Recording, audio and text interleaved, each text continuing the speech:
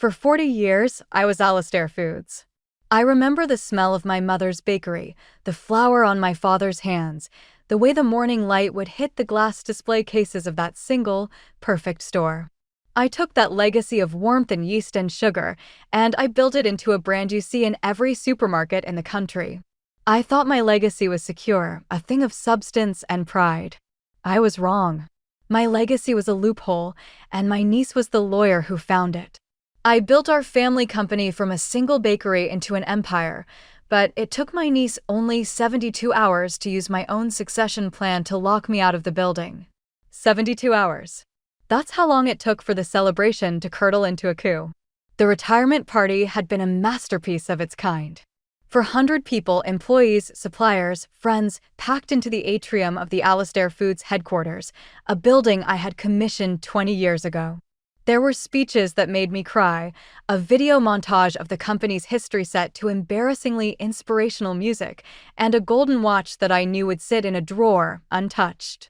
My husband, Leo, held my hand the entire time, his quiet strength my anchor.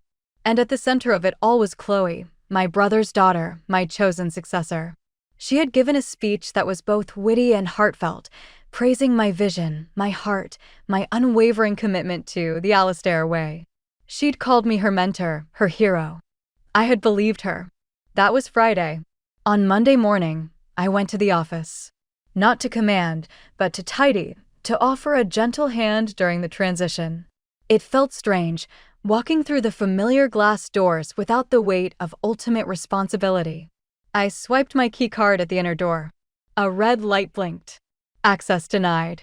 I frowned, swiped again. Same result. I thought it was a glitch. Then I saw him, a new security guard, young, with a jawline that looked like it had been chiseled from granite. He approached me, his expression painfully apologetic. "I'm sorry, Ms. Alistair. I have strict orders." "Orders? From whom?" I asked, a cold knot tightening in my stomach. "From me and Eleanor." Chloe stepped out of the elevator bank. She was wearing a sharp, severe black suit I'd never seen before, a far cry from the colorful designer dresses she usually favored. Her smile was a thin, professional curve of the lips. "I thought you'd be on a beach somewhere with Uncle Leo," she said, her voice smooth as polished ice. "This is my company, Chloe," I said, my own voice sounding thin and reedy in the vast, silent lobby. "What is the meaning of this?" "The board felt that a clean break was healthiest for everyone," she explained, as if reading from a memo. "The succession plan we all signed is very clear. Upon retirement, the outgoing CEO's access is immediately terminated to prevent conflicting directives. It's standard corporate governance. You approved it yourself." I had. It was a clause buried in a 100-page document, something Arthur, our old general counsel, had insisted on years ago. To avoid a lame duck CEO causing chaos, Eleanor, he'd said. I'd signed it without a second thought. I never imagined it would be used like a weapon against me. So, I'm just shut out? After 40 years.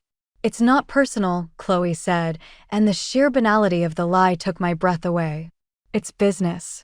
The press release has already gone out. The markets need certainty." I felt Leo's hand on my elbow, studying me. I hadn't even heard him come in. He must have been waiting in the car. "Come on, Ellie," he said softly, his eyes fixed on Chloe with a cold fury I rarely saw. "Let's go." As he led me away, I caught a glimpse of the wall where my portrait had hung for a decade. It was gone. In its place was a sleek, abstract painting. The erasure was so swift, so complete, it was like I had never existed. The press release was a masterpiece of insinuation. It spoke of a new chapter, modernizing for future growth and addressing legacy operational inefficiencies. It didn't accuse me of anything outright, but it didn't have to. The message to the industry was clear. The old lady had been holding the company back. And the bright young thing was here to fix it. I was a ghost in my own life. My email was deactivated. My phone calls to my former lieutenants went straight to voicemail. The trade magazines ran fawning profiles of Chloe, the visionary new CEO steering Alistair Foods into the digital age. The betrayal was a physical sickness. I couldn't eat. I couldn't sleep. I paced the rooms of our house, a caged animal surrounded by the artifacts of a career that had been stolen from me. Leo was my rock, but his anger was a helpless thing. "We'll fight it, Ellie. We'll get lawyers." "What lawyers?" I asked, despair washing over me. "She's the CEO. She controls the company's legal department. She has the board in her pocket. They did this all by the book." My book. That night, as I sat in the dark of my study, the doorbell rang. Leo answered it. I heard a familiar, rasping voice. "I need to see Eleanor." It was Arthur Pendleton. At 80, he was stooped and leaned heavily on a cane, but his eyes, behind thick spectacles, were as sharp as ever. In his hand was a battered leather briefcase that I knew contained decades of corporate history. "Arthur," I said, my voice cracking with emotion. "You heard." "The whole city has heard," he said, lowering himself carefully into an armchair. He looked around the room, at the awards and the family photos, as if taking inventory of what had been lost. "It's a disgrace. An act of corporate treachery of the highest order." "They followed the bylaws, Arthur," I said, the defeat thick in my throat. "The succession plan. The clause you warned me about." Arthur shook his head, a slow, deliberate motion. "Eleanor, they've made a catastrophic error." "What error?" He placed the briefcase on the coffee table and clicked it open. The inside was a marvel of organization, a labyrinth of neatly labeled folders. He pulled out a single, yellowed sheet of paper, its font a relic of an early word processor. "They forgot to read the fine print," he said, a faint smile touching his lips. "All of it." He handed me the document. It was titled The Alastair Family Founders Agreement. I vaguely remembered signing it, decades ago, when we were incorporating, turning the small chain of bakeries into a proper company. It was a sentimental document, we'd thought, a promise between family members to always put the family first. "Read Clause 7, Arthur instructed, his finger tapping a specific paragraph. I read it, then read it again. The language was dense, legalistic, but the meaning was stunningly clear. Notwithstanding any provision in the corporate bylaws to the contrary, any vote to remove a founding CEO from the board of directors within 1 calendar year of their announced retirement must be passed by a unanimous vote of all shareholders of record, including the vote of the founding CEO herself." I looked up at Arthur, my heart hammering against my ribs. "Unanimous? Including me?" "Including you," Arthur confirmed. "I put that in there to prevent exactly this kind of palace coup. I never trusted that weasel, Henderson, on the board. I wanted to make sure you had a final veto. A nuclear option. But they didn't have a vote. They just invoked the succession plan." Arthur's smile widened. But by stripping you of your directorship and your voting rights, they effectively removed you from the board. The severance of access is a direct consequence of that removal. Their entire action hinges on an invalid vote. And it gets better." He pulled out another document, a share registry from the day of the coup. "Chloe's shares. They were transferred from your brother's estate as part of the succession. But the paperwork wasn't finalized and recorded with the corporate secretary until after the board meeting where they voted you out. Technically, at the time of the vote, she was not yet a shareholder of record. Her vote was invalid." The pieces clicked into place with the precision of a master lock. They had been so eager, so arrogant, they had tripped over their own haste. They had a legal leg to stand on, but it was a leg they had sawed off themselves. The despair that had crippled me evaporated, replaced by a cold, clarifying fury. So, they broke their own rules. "They did," Arthur said, his eyes gleaming. "And now, we don't ask for your company back. We take it. And we make them pay for the privilege of losing it." With Arthur as my strategist, we went to war. But we didn't fight with shouts and accusations. We fought with the cold, precise instruments of corporate law. We hired a boutique litigation firm, known for its ruthlessness, and filed a lawsuit for wrongful termination, breach of fiduciary duty, and minority shareholder oppression. We named Chloe and every board member who had voted with her as individual defendants. We were suing them personally, threatening their homes, their savings. That was the first front. The second was more subtle and more devastating. I picked up the phone.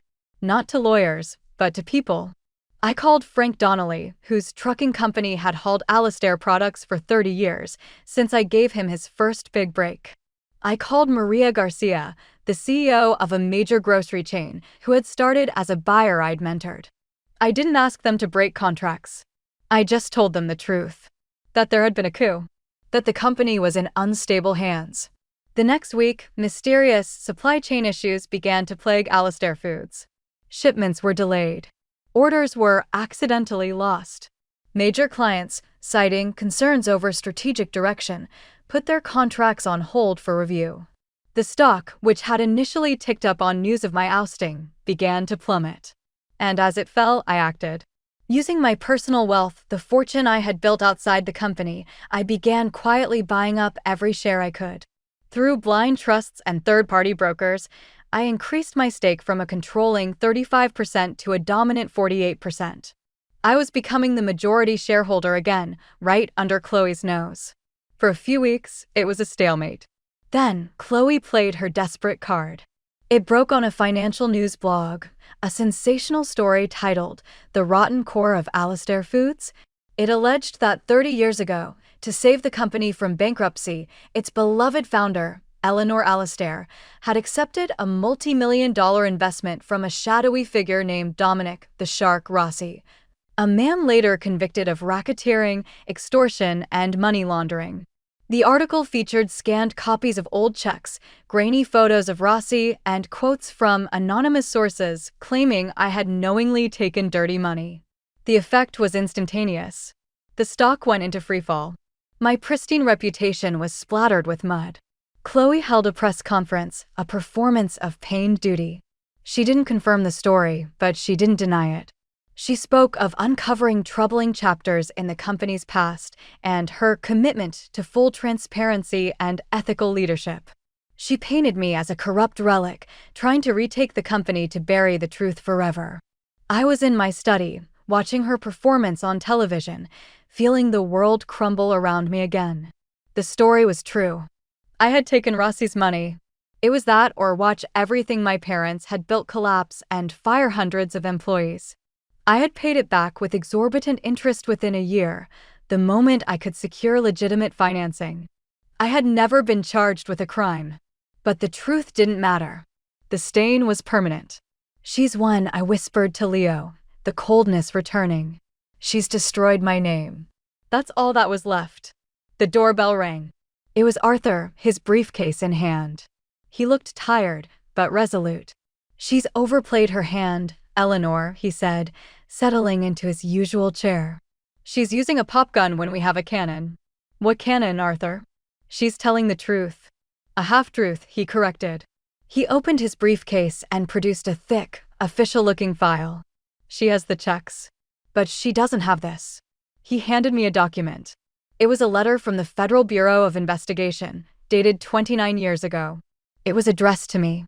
It thanked me for my courageous cooperation in the investigation into Dominic Rossi. It stated that the funds I had accepted had been tracked and used as evidence, and that my testimony had been instrumental in securing his conviction.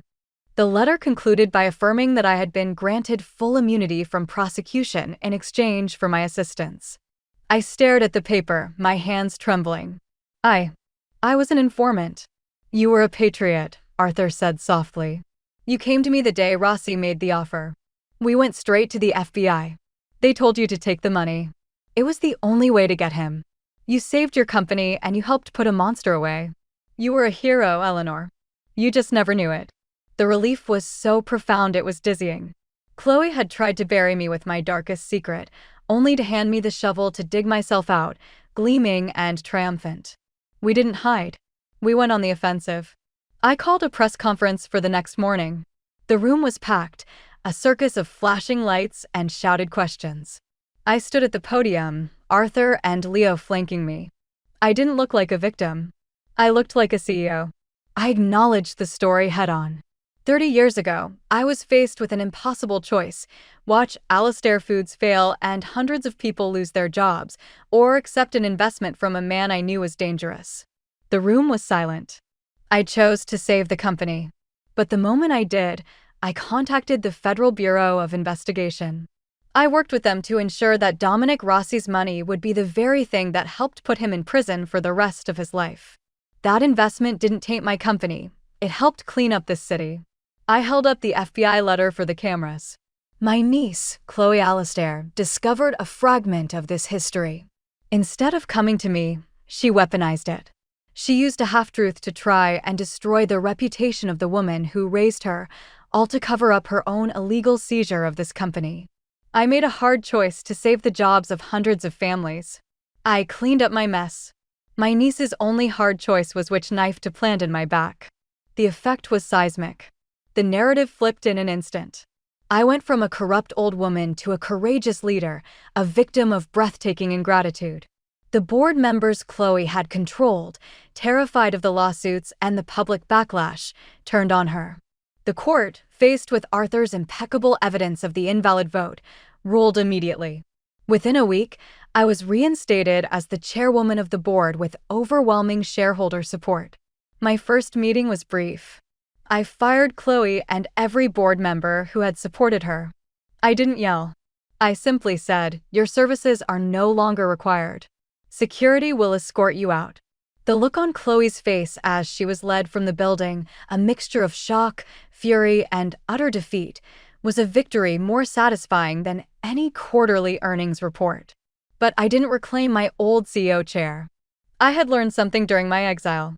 The company needed new energy, but it also needed its soul. I appointed Maria Garcia, the grocery chain CEO I'd mentored, as the new chief executive officer. She was brilliant, ethical, and understood the heart of the brand. I became the executive chairwoman, the guardian of the company's legacy and its moral compass. They told me it was time to step aside. They were right. I just needed to step into a different kind of power. The power of a founder who knows where all the bodies are buried because she's the one who buried them, with full permission from the FBI. My portrait is back in the lobby. But now it's not just a picture of a successful CEO. It's a reminder. To every woman told she's no longer relevant, every leader facing a betrayal from within, remember, legacy isn't what you leave behind. It's what you defend. And I, Eleanor Alistair, have just begun to fight.